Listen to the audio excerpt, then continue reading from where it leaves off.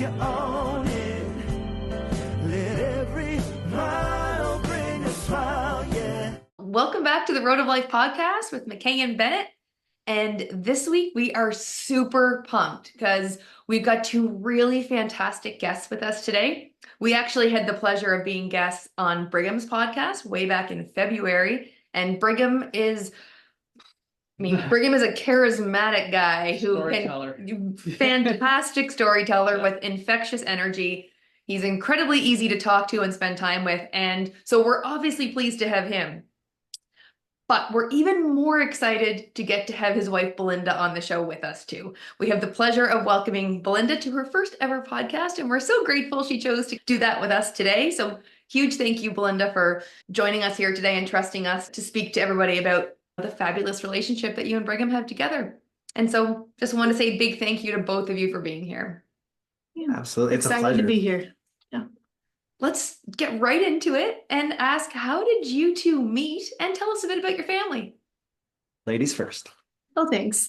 Well, we met at auditions for a play in college, actually. I leaned over to my friend and I was like, who is that? Because he walked in and sat right next to her. And so I asked who he was, and apparently he did the same thing. Yeah, when she was up, I was while like, I was who up. is that? And she was like right in between us. She was the cream filling of our Oreo for a time. Yeah. We met that way. We dated on and off for a few months. And When we say on and off, now I feel like I need to have this because it hurt me a whole lot more than it hurt her. He's a very intense person. I'm really intense, okay? We started dating and I told her that I loved her like within a month, and she's like, a week and a half. Okay, all right. Week and a half. Within a month, I softened it. Okay, a week and a half after we met. I told her I loved her and she's like, we're done. No, I barely even know you, guy. So we were broken up for a couple weeks during the rehearsal process, and we got back together during the performance. Yeah. It was really fun making out backstage. So, I mean, that was great. And then thank you for that. We did not miss any cues though. So we were very professional-ish. That was before my mission. That was before I served over in Taiwan. So we had 4 months of basically courting before I left for 2 years. How did that go? Because you're still relatively into this relationship new. It's been 4 months, and now relatively into it, he's in love with her. Yeah. She's not so sure.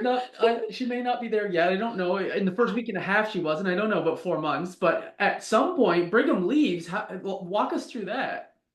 Well, actually, that played a factor in the beginning, and why him saying I love you scared me so much is because we knew his mission was coming. Mm-hmm. And so he got really, really intense really fast, and it kind of scared me. I went, you have a 2-year mission ahead of you, and I don't want to just wait around for 2 years, you know? And so that's why it kind of freaked me out, and I was like, okay, we're done. This is too much. You still have a mission. We're done. But we did still really like each other. And so right before his mission, we actually kind of mutually decided that we were going to be pen pals, but we were broken up, and I was still going to date other people. And he told me, don't tell me about any guys. I only want to hear if you're getting married. Yep. And so we wrote as pen pals for 2 years, and I dated for a while, and probably the last 6 months or so that he was out, I kind of stopped dating and was like, I want to see where it goes when he comes home. And then I gotta tell this part. Okay. 6 days after I got back, we were engaged. Wow. That was pretty fast, right? Yeah. And what's funny about that is in our church, we have an opportunity to like talk about our mission after, like to share testimony and different things that we experienced for our congregation. I'd never seen any other missionary do this, but while I was sharing about a month after I came home, I was like, and I'm engaged to... There was an audible gasp of the congregation that he announced his engagement over the pulpit. As a return missionary, yeah, because you don't get a date as a missionary. Like you don't date at all. You're just focused on helping people, and it was an awesome gasp. It was probably the best audience reaction I've ever had, and I've been in a lot of theatrical shows. It was amazing. I wish I had it recorded. It was so good. Amazing. That's awesome. Oh my God, that's a great story. In those last 6 months, you had some high anticipation of him coming home, and he's obviously a very charismatic and influential guy that he talked you into that 6 days in. Well, and I feel like the writing letters where it wasn't dating based, it was just getting to know each other. So we kind of had 2 years that where the relationship was kind of off the table. It was just things that we liked, things that we didn't like. What's going on with your mission? Oh, tell me about your family. Like it was just, we really did get to know each other really well through letters over 2 years, and then kind of got to see when he got home if that spark was still there. Yeah, it was definitely still there. That's interesting. It's an interesting point for people, is that it sounds like you really built an emotional connection, even though you weren't technically dating each other at that point, but you were still connecting on some level, and kind of deepening that emotional connection and laying a foundation for what was about to come when he made it back home. Yeah, one of the interesting things as well is we had these dorky little recorders that we would record things. I always did my best to like make her laugh any way that I could. So I would tell like stupid jokes and that doesn't seem like you at all. Things just to see how we could connect, right? I know, right? It was kind of like voice texting before that was a thing.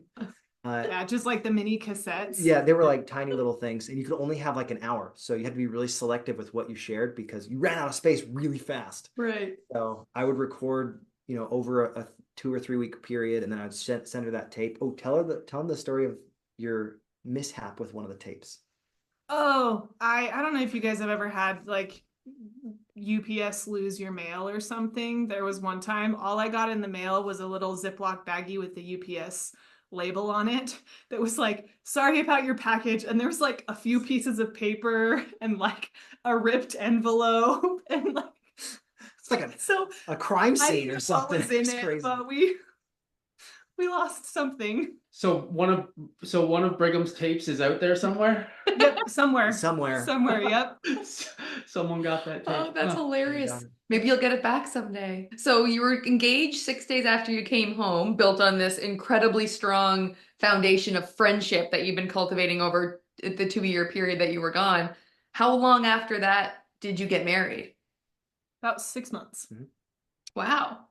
So yeah, cool. We were engaged in December and then married in May. Brigham, were you an entrepreneur then, or were you still teaching at that point? Okay, so let's play Brigham history for a second. I started off in high school very interested in leadership development.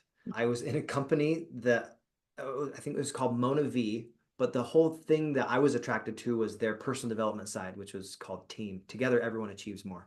And I probably read 50 to 100 books about leadership while I was in high school.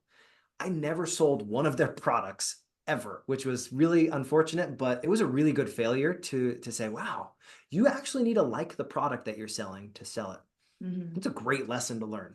Because I drank their juice, but I was like, this is really expensive $60 juice. I don't even know if I want to keep buying it, but it was so hard to sell that I just never really got into that. But I loved the personal development side.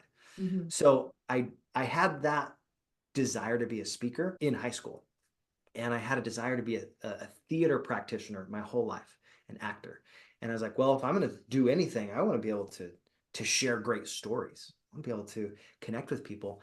So I was like, I'm focusing in on how do I be the best actor that I possibly can and grow that into a career. And I went to college and I focused in on what does that actually look like.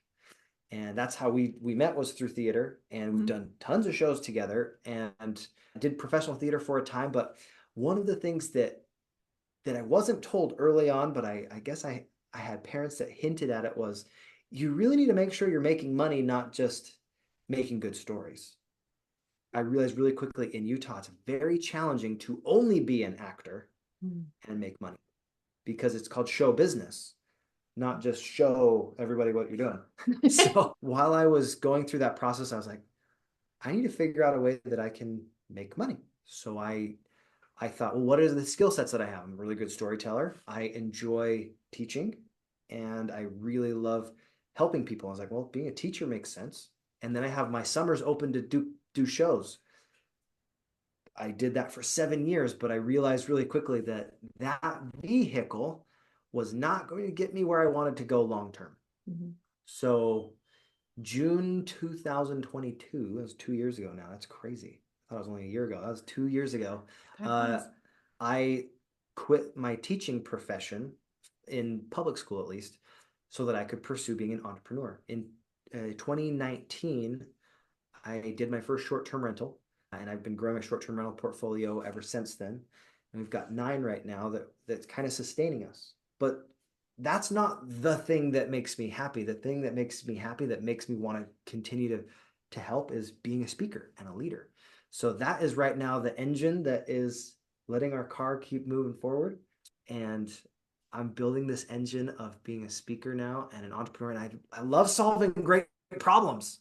So I'm just at the beginning of that speaking career, but you guys just watch. It's going to be awesome. I'm going to write great books. I'm going to have great courses. It's something that I've been talking about for years, and finally with Greg Kimball supporting me, helping me get my podcast up and running, and now helping me figure out what I need to do to focus, because that's been a little bit of a challenge, to focus so that I can actually turn that dream into a reality. That's where I'm going. I'm really excited about it. And she's in for the ride, and she's a little scared at times, but I'm so grateful for her support. She's been the most supportive person ever. I'm so grateful for her. That's amazing. And we have no doubt that it's going to be a show to watch as you climb the speaking ladder and let your light shine to the world. So we're excited to have front row seats to that. You brought up where she's been super supportive. She's been there with me, my rock beside me, as we've gone on this crazy journey. And we know that entrepreneurship is not for the faint of heart. There's ups and downs, and it's a roller coaster stressful sometimes. at times. Just like strapped in, and like, Yeah. goodness, is this? Yeah, it's pretty terrifying at times. Yeah. She has been there beside me the whole time. So yeah. So how do you guys balance those demands of your marriage, but also the day-to-day of managing your business? Because you also have a few kids, right? You also yeah. We have 4. Four Yeah. of them. A handful. Only Yeah. a few, right? And what ages are they? 11, 8, 4, and 8 months. So there's quite a So you've range got there, loads too. of time. Yeah. Yeah. We've got quite a span.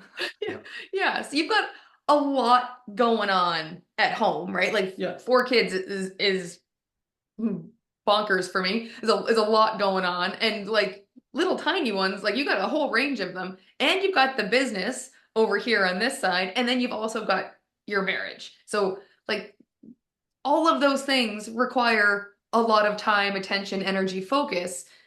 What works for you two? How do you balance all of that so that you take care of the family, take care of the business, but also still manage to find time for each other? How do you do that? I'd say starting off, the first thing I think of is just both of our mindset towards each other about it. That there have been times in the past where we had conversations and I told him that I don't think you're happy. He had more time.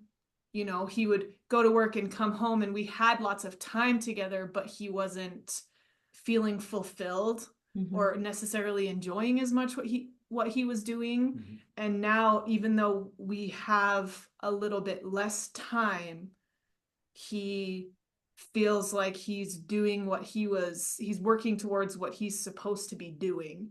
And simply seeing that make him so much happier really helps with that time.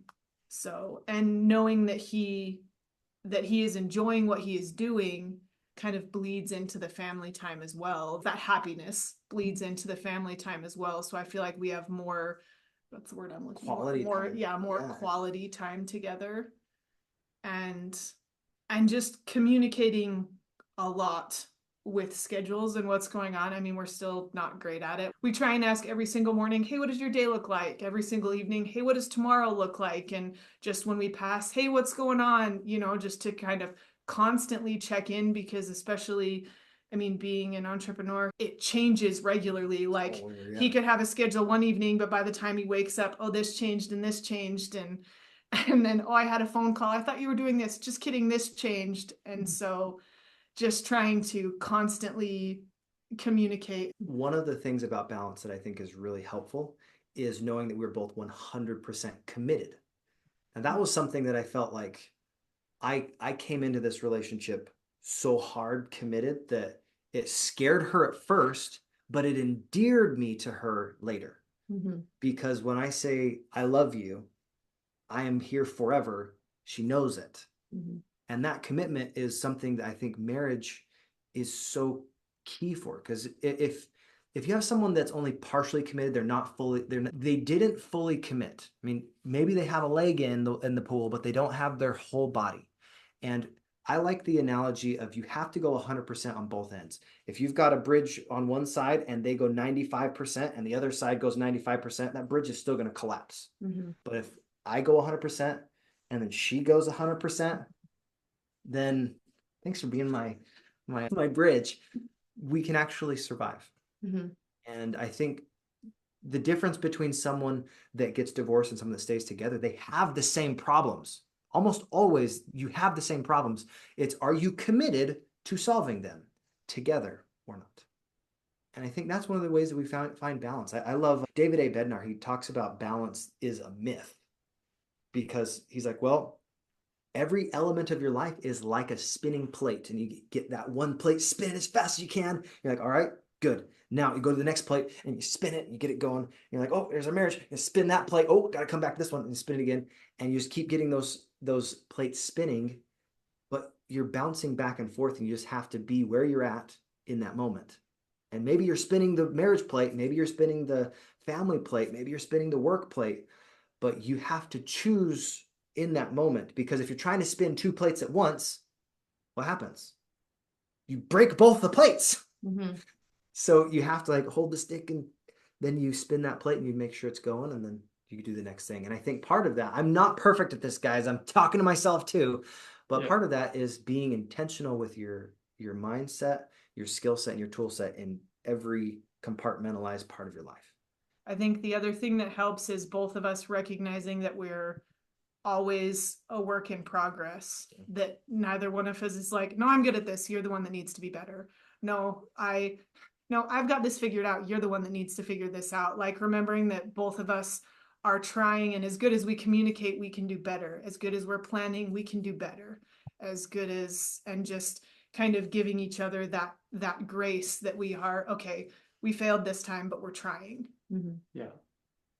That's so good. There's a lot of gold nuggets in there. I've been taking notes because you guys dropped a lot of gold there, and I want to do a quick recap in case anybody missed it.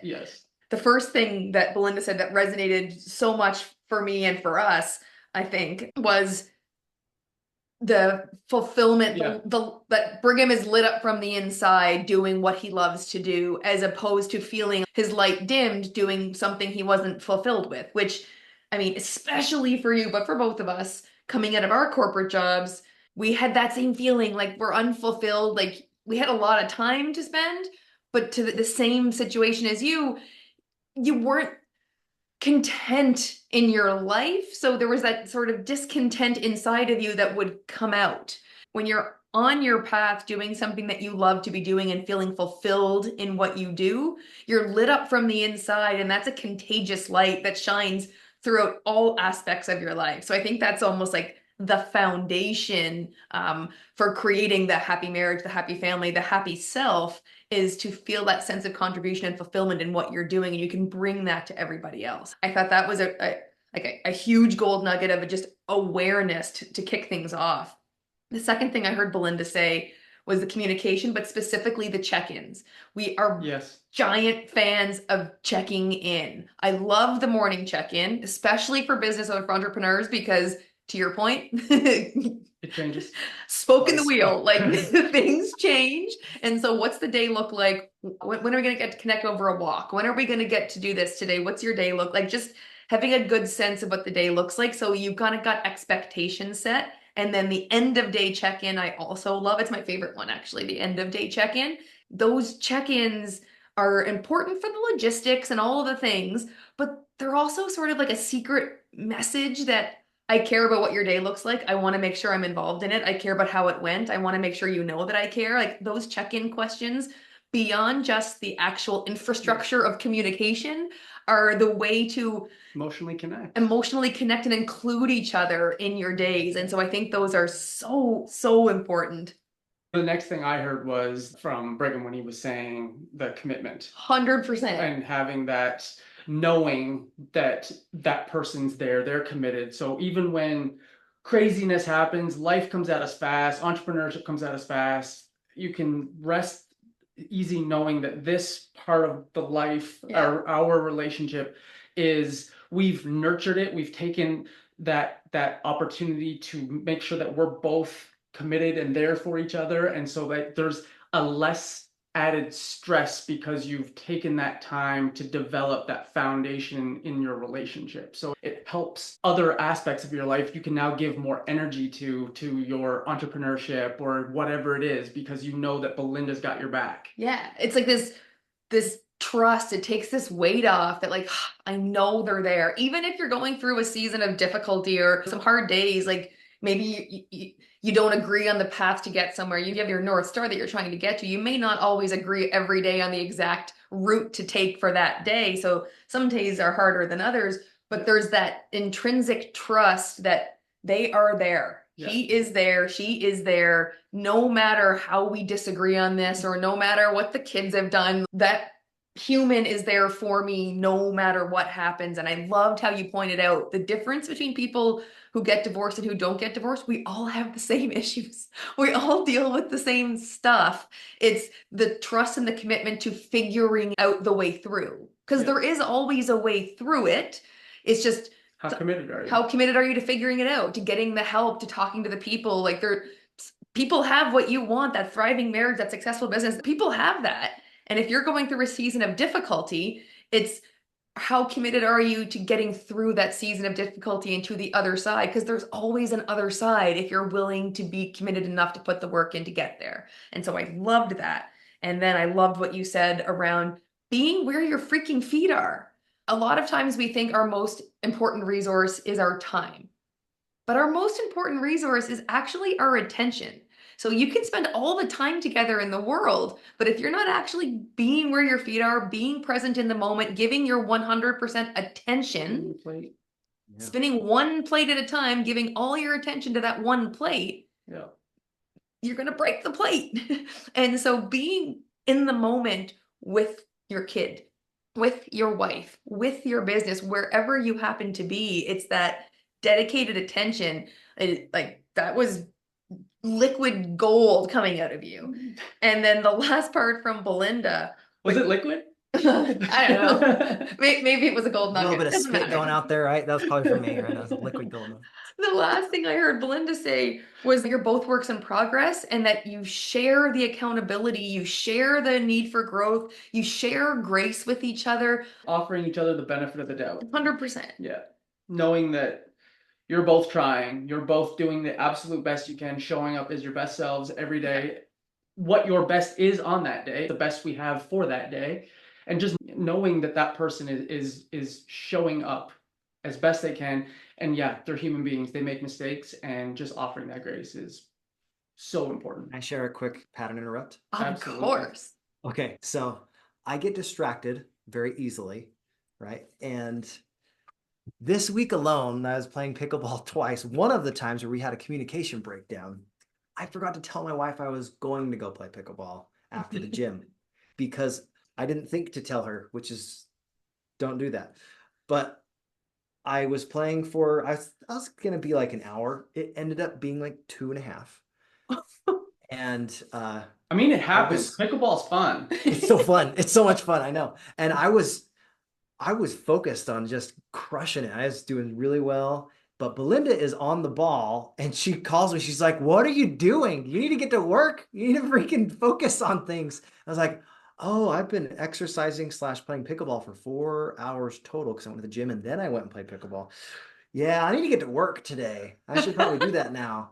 So sometimes in those little breakdowns in communication, you have these little takeaways. And now when I go play pickleball, I text her, can I go play pickleball, please? Not in an not asking yet. permission, just It's in not a in a check-in. I guess not an letting asking me permission. know. Yeah, let her know. Do those little check-ins. Yeah. One of the check-ins I think is really fun with us that we do every single day, as long as we don't forget, like most of the time. Isn't that how it always is? I do it all the time. I do it except all for the when I time, don't. except for when I don't. So with the exception of the exceptions, we do it all the time. At 11:11, we will text where like one of us, whoever remembers first, will say, "Hey, I love you," in whatever way we can. And that's one of those things that has meant the world to me. I mean, it sometimes takes 5 seconds, Yeah. but if she gets a little text from me or I get a text from her, it means the world because yes, we said we loved each other when we were married, but it doesn't ever hurt to say I love you. No. Like there's zero bad things that will come from that. That time, that 11:11 time is something that kind of became a thing because of Brigham's family. If either of us sees that time, I know you have an alarm set on your phone generally to go off at that time, but it's just kind of an I love you reminder, I guess. And I'll give you the context for that. My brother who passed away a few years ago, he used to write a lot of poems, and he had schizophrenia. He did have some challenges as far as being able to associate with other people in his later years. And one of the things I thought was very endearing with his poetry was anytime there was an L, he would put a 1. And his expression, unconditional love, has 4 L's in it. So at 11:11, Unconditional love to all. unconditional love to all. Thank you. Yes, I can spell. Unconditional love to all. Has 4 L's. It has so 4 11, L's. 11. 11:11. And that was one of his poems. And it became more meaningful at 11:11 to say I love you because of that little expression. The way that Brad shared it with me, he shared it with our family, he shared it with anybody that he was around at 11:11 every single day. And it doesn't matter if you even know them. If you say, "Hey, I love you" to a stranger, what's the worst they're going to say? Like, weirdo? Like, yeah, that's fine. Right? Yeah. But it means something to us. Yeah. And it's been Sorry, I something didn't we're mean to doing. like get off course. You're with good. that. No, you're good. Hey, we're on the road to life right now, and sometimes the detours are the most fun parts. They usually are. Exactly. Speaking of detours, I was thinking about a story that we should share because I have never shared it online, and it's tragic, but also really funny. Do you remember when my aunt passed away and I drove separate from you to the funeral? Oh my gosh. Oh my gosh is the correct answer. This is Linda's like, oh no. oh, It was just a very long day. it's the worst road story we've ever experienced, I think. So here it goes. You ready? So Yeah. it was a hot summer day. It was related. probably, I think it's related-ish. It was like 100 degrees outside. We were driving, maybe even like 110, but it was so hot. We My drove aunt, separately because we had to pick up a car from the shop on the way. yeah, because it got fixed. We drove it about 30 miles, and the car that was fixed, they forgot to put oil back in it. So when that happens, a car without oil is like a human without water. It kind of like shrivels up, and then smoke happens and like flames. Anyway, it like boiled the water and all the different things there. And I don't even know what all those fluids are called. I'm not a mechanic guy, but it was boiling and it was steaming, and we're like, I killed the car. But we were on the way to a funeral, and so it It's was like, we have to okay. get there. Leave it there. I will pick you up. Yeah. We will keep going. We'll get it. We'll figure it out on the way home. We're gonna be late. So we pull over in Spanish Fork, and I'm just waiting until Belinda gets there, and I'm fuming almost like that car's going to say, I paid them so much money to get my car fixed, and it's not fixed.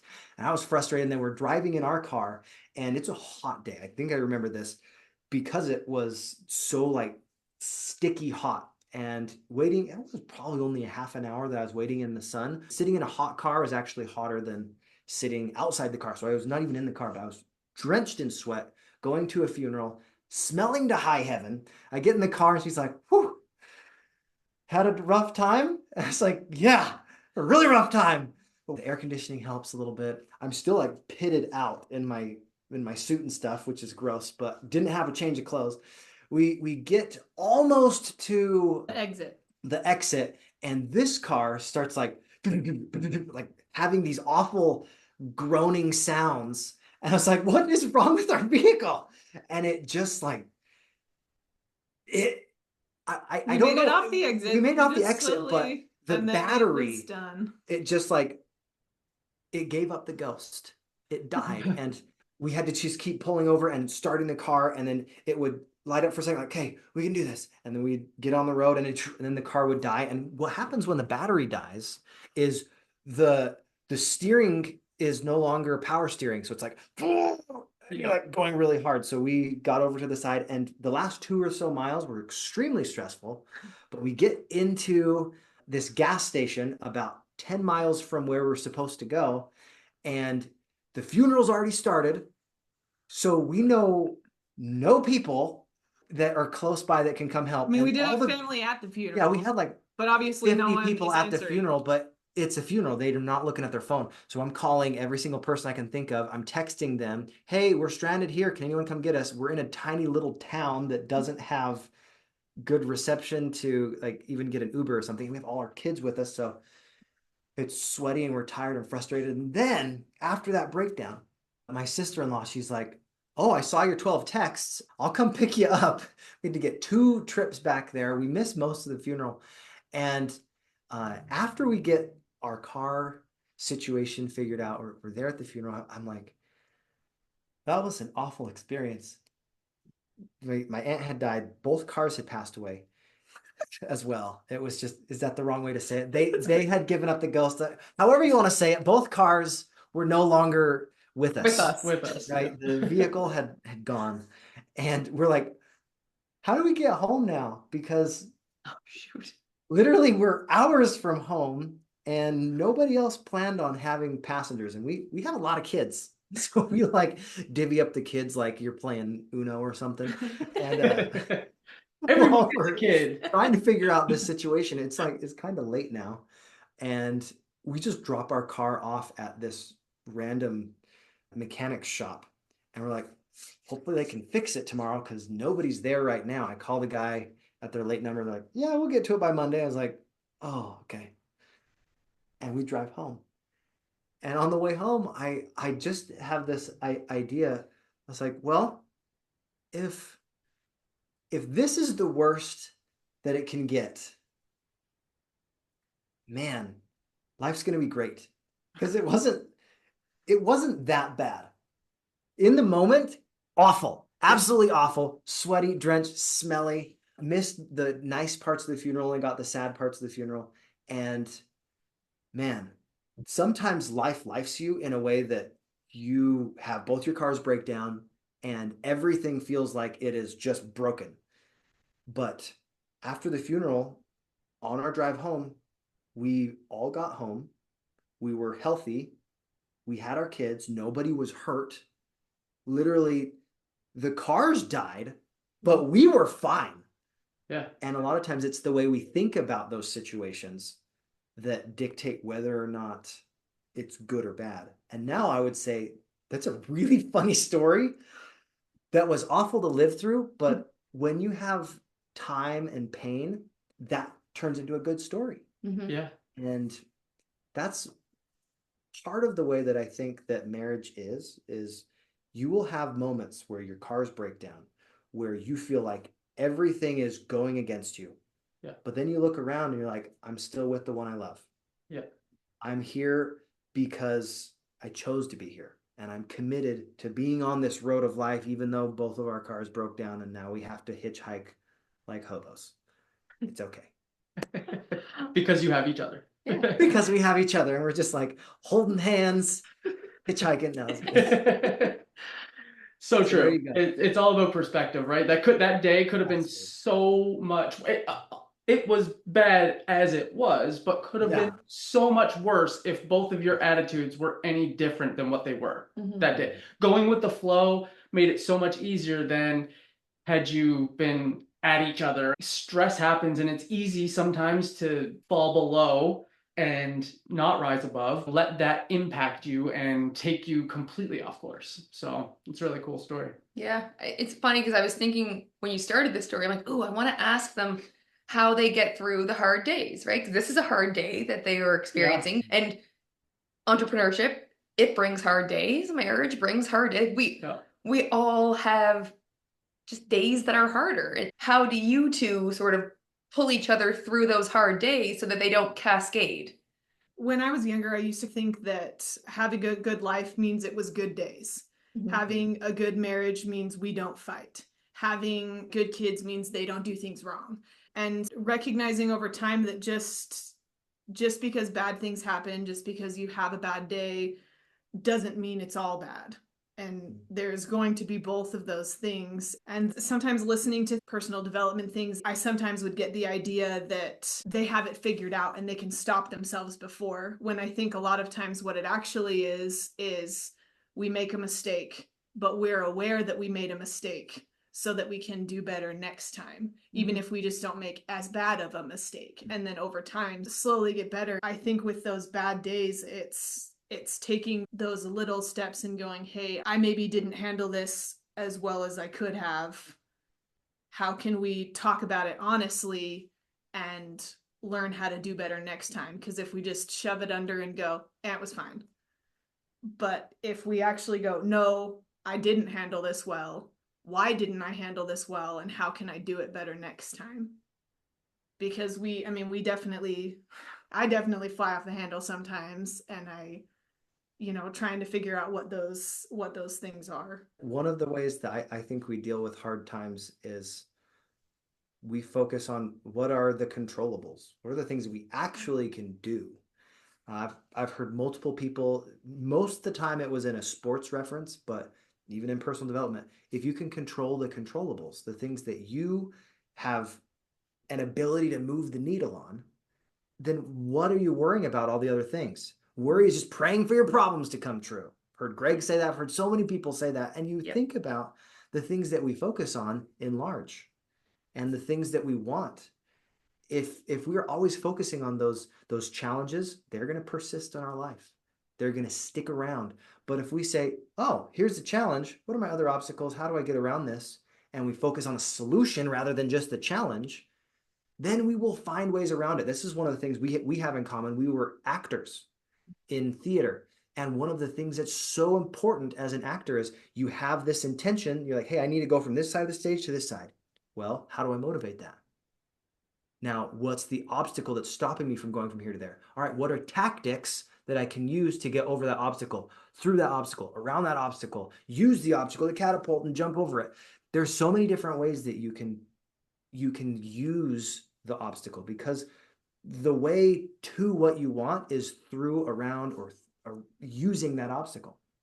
And that's where your choices come in. Go ahead. I think accepting the obstacle for what it is. A lot of times I think there are bad days that I have where I just get caught up in the obstacle, and that it's there, and that, well, I don't want to go over it. I don't want to go around it. I don't want to go through it. I don't want the obstacle to be there.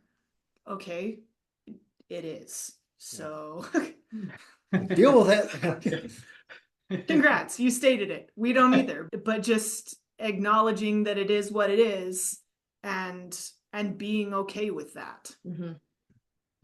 Not judging yourself for having the obstacle, saying, I have faith that we will get through this together. Because together you can do so much more than you can as an individual. There's a synergy that happens. There's not like 1 + 1 = 2 in a marriage. 1 + 1 = 6 in our case, but not 6 kids. No, I was kidding. No, 6 total. But it really does come down to how do you multiply your efforts? Is you do things together. Like I remember teaching history, there was this example of an Indian chief who took an arrow and he like snaps the arrow to his braves. And he's like, individuals by themselves are easy to break. But then he goes and he gets all of these arrows and he brings them together. And I don't have enough to actually make this point make sense, but they're going to pretend like there's a ton of arrows. He's like, but all of us together, unbreakable. Right. And I think together, well, that was 6. That was like an exact 6, I think. Bam, all of us together, we can be unbreakable, but individually we're very easily broken. So I hope that analogy made sense with the 100%. Perfect the sense. stand-ins of my colored pencils and my markers rather than arrows. But yes, that's the idea. It was perfect. It was perfect. Yeah. I think those are really important reframes and perspectives. Belinda's starting it off with reframing. What does good even mean? What is a bad day? What is a good kid? What is a good marriage? Resetting expectations for yourself on your life is so important, because to your point, a good marriage does not mean you never fight. In fact, it's probably the opposite, right? If you never disagree with someone, it's not probably because you're so in sync and you're so aligned and everything is so perfect. It's probably because one of you is not actually sharing who you actually are, because no two people are identical regardless of who they are.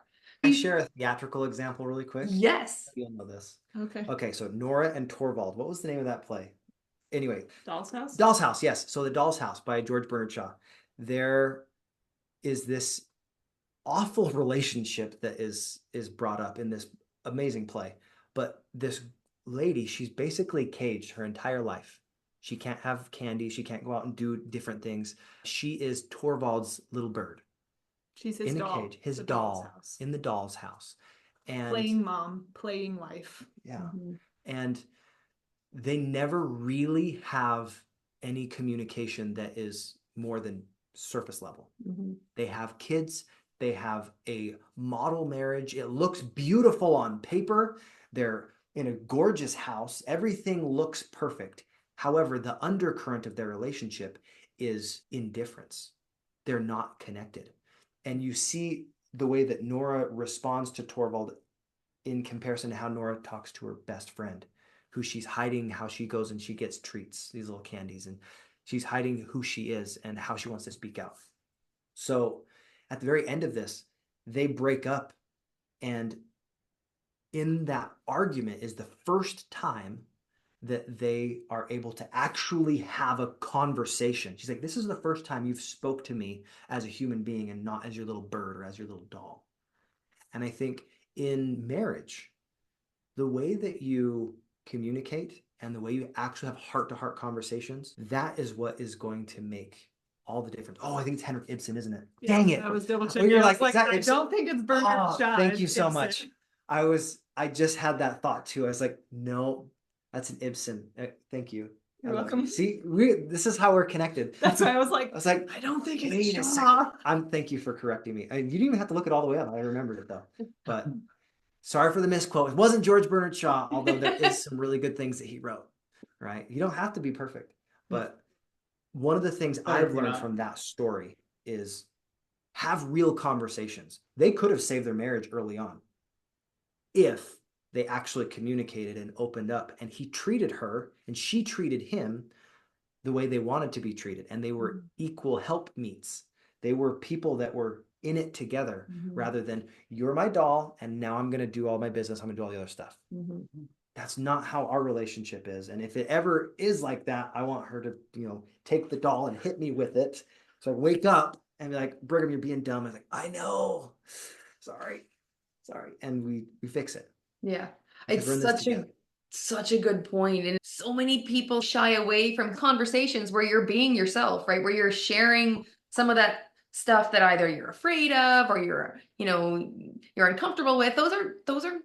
That creates discomfort. Those are uncomfortable conversations sometimes if you're sharing something that maybe is not going to be agreed with. Like you're sharing a part of yourself that maybe you're a bit nervous of sharing. Like those are uncomfortable conversations, but they're so necessary, because if we in a marriage avoid that uncomfortable conversation in the moment and not share that thing, so therefore we're hiding a little piece of us, we're covering a piece of ourselves, we're putting a wall, like a brick in the wall between us every single time we choose short-term comfort, which really in the end is going to create long-term dysfunction in your marriage. Because when you get to that point where you're not sharing any of yourself, because that's the road you head down, right? Every time you decide to not share the thing, not have that momentarily uncomfortable conversation, another brick, another brick, another brick, until you're fully walled off.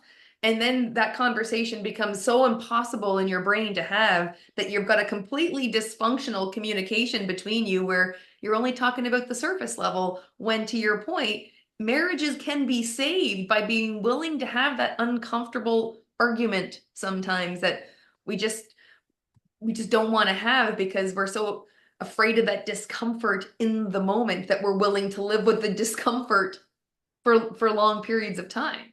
Kind of Great like that example. idea of getting to the bottom of something. Mhm. You know, if you're only having the surface level get cleaned, as far as like I'm gonna give an analogy of like a vessel, maybe like a cup.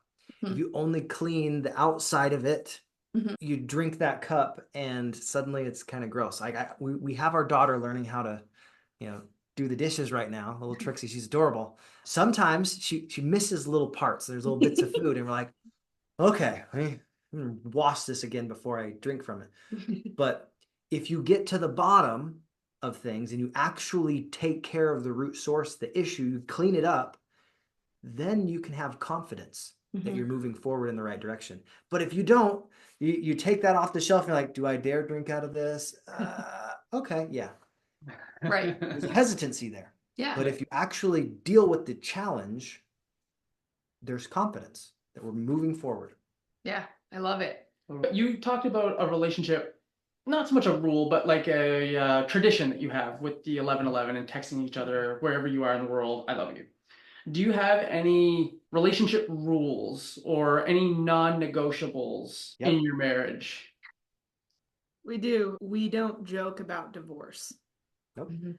We have a lot of friends that it's a point of joking, or anytime they're even slightly upset, it's, oh, don't make me move out. We don't joke that way. Mhm. That's off the table. Yeah, Yeah. and that comes down to the commitment. And we've Right. been doing that for 13 years. We've been very consistent. I mean, I have lots of people in my life that joke about it, and I don't laugh at those jokes intentionally, because what you laugh at, what you say, oh man, that's so funny, actually gets encouraged as Yeah. far as behavior. Yeah. And for us, we don't want to joke about marriage. We're okay to joke about funny things, but that's one of those that we're in it for forever. Mhm. We chose to say, you are mine and I'm yours. I am in this. Mhm. And even when it's hard, when you're driving on a back road and you know your wife says, hey, just take the main road, and you're like, it's not even that muddy, it's fine. And you take the back road and you get your car stuck for a couple of hours and you're covered in mud. You're committed, even in the muck, and you have your cousin in the back seat and her friend, and you have to now wash the inside of your car. All those little experiences. And if you guys want the rest of that story, go to my podcast, Levelin Up with Brigham Blackham, with you guys. But oh my goodness, listen to each other and be committed, because she knows way better than I do on most things. And because we're committed to each other, even when it's hard, it's sometimes very difficult. Like when I make a stupid choice, to say, I chose him. I know it's hard for her, but she chose me and she loves me, and I appreciate it. So I don't know if anyone missed that, but Brigham has told that story on his podcast. It was actually the episode that we were on. Episode, what number was that? 13, 14? It was, I don't know. It was early Look for days. Craig and you'll Yeah. find it. Yeah. Craig it's Meredith. the Leveling Up podcast, Brigham Blackham. Back in February-ish, 2024, Yeah, something like that. Go look for it. Yeah. It's a cool story. He's got lots of cool stories on that podcast, so go check it out. I love that rule. Yeah, that's an amazing one. I think that's a very simple thing people can start to do. The end of our marriage is just not funny. Like, it's not going to happen. We don't want to joke about it. Let's just remove that from the universe. Yep. I think that's a very simple strategy anyone can start right now that will actually make a big difference just from the perspective shift. So thank you. That was a really great little tip. Yeah, absolutely. Brigham, why don't you tell us a little bit? You just brought up the podcast. Why don't you tell us a little bit more about your business? Tell us a bit more about you, the business owner. Absolutely. So I am focused in on growing this Leveling Up with Brigham Blackham podcast. I really love interviewing business owners and sharing patterns of progress, sharing tools, insights, personal development and business development ideas to help you get from where you are to the next level. And as I've been doing this, I really started in 2019 with my first short-term rental. And ever since then, I've been focusing on, how do I get a little better? What is the thing that's going to move the needle? Where's that progress that is needing to happen? And I started off in short-term rentals. I've got 9 of them right now, which is still the thing that's sustaining us, but I'm growing my business as a speaker. So I'm happy to get on more stages, and just booked one yesterday, which is kind of exciting. But it all comes down to, I want to help top leaders be the very best versions of themselves, to live into their potential and to create opportunities, not just for myself, but for other people, to live into who they want to be. And I'm doing that through speaking. I'm going to be writing books. The only book I've written so far, besides our little project that we did together, was Leveling Up Your Social Media. It's a little 36-page book about how to grow your social media and your marketing. And I'm going to keep writing a lot more, keep speaking a lot more, and give as much opportunity as I can for people to take some of the thoughts that I've been able to have, and some of the experiences and the stories, and be able to apply it to their own lives. And that's my passion. So I'm going to keep doing it. And I have so much fun doing it that I hope it's infectious. Because one of the things that I love about enthusiasm, it's one of the only emotions that is completely transferable. Yes. So I'm doing my best to confirm it is infectious. I think that people can really, I know I can see the passion. Like I can hear it. I can see the Feel passion that you have for it. So where can people find you, Brigham? Yeah. YouTube's probably the fastest way to find me, or Facebook, but Brigham Blackham. You go there, you can find it. That's where my podcast is hosted, but it's also on like iHeartRadio and Spotify and wherever you listen to podcasts. If there's not a platform that I'm on, feel free to DM me on Facebook, and I'm happy to figure out how to get that to go there. But that's the easiest place to find me. And we'll include some links. I've got your links to all your social handles. We'll put those in the show notes too. This has been fantastic, and I want to ask one last question before we let you leave. I want to know from each of you, what does an exponential relationship mean to you? She's gonna be that caboose that just finishes. Yes. She's gonna you should go first. All right. No, go ahead. All right. So an exponential relationship for me is having a celestial marriage. To think celestial, it's that idea that we're not just here for mortality. We have this opportunity to be together forever. Our commitment with our family. I think of a song my mom wrote that was based in an experience that she had in our temple, where there's a mirror in front of her and a mirror behind her. And she is one link, just like you are one link. Looking in that mirror, when you have two mirrors that go next to each other, you see eternity.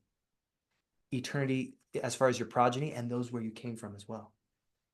And because we are a link in that chain, we don't want to break that chain. We want to stay together, and having an eternal marriage, that's where exponential growth comes. Because if you keep that chain solid, you know your kids can rely on you, there's a confidence there, then they'll link to you and their kids will link to them. And as you stay linked, that has that exponential growth. That's what it means to me. That's beautiful. Thanks, Brigham. I think it was an exponential relationship. I kind of think about when we met and how he brought up that it kind of scared me at first, but you guys said that, that excitement and that enthusiasm kind of endeared him to me over time, that when he first said he loved me, one of my biggest concerns was, I was like, how do you know that? Because I didn't. I said, I really like you, but how can I know? How can I know? And it was a question that I pondered for a long time with our on and off before he left, and then us writing.